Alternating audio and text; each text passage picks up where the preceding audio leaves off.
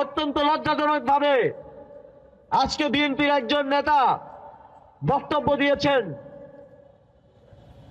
যে জামায়াতে ইসলামীর নারী কর্মীদের জামা খুলে নেওয়া হবে। অত্যন্ত লজ্জাজনক ভাবে আজ জুলাই গণঅভ্যুত্থানের পর আমরা একটি দলকে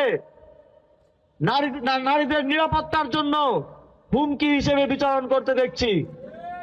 তারা ঘোষণা দিয়ে বাংলাদেশের অর্ধেক জনগোষ্ঠী আমাদের মা বোনদের শ্লীলতাহানি করার ঘোষণা পাবলিকলি দিচ্ছেন।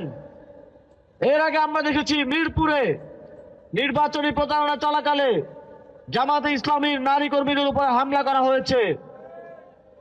এগুলো ইঙ্গিত দেয় যদি বাংলাদেশে কোনোভাবে সেই দল ক্ষমতায় আসে তাহলে বাংলাদেশের অর্ধেক জনগোষ্ঠী আমাদের মা বোনরা কোনোভাবেই নিরাপদ নয়।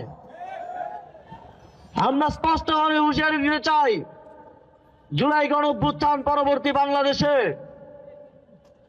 যদি কোন নারীর প্রতি সহিংসতা করা হয়, যদি নারীদের জন্য নিরাপদ পরিবেশ নিশ্চিত করা না যায়, যদি কোনো দল নারীদেরকে টার্গেট করে, আমরা তাদেরকে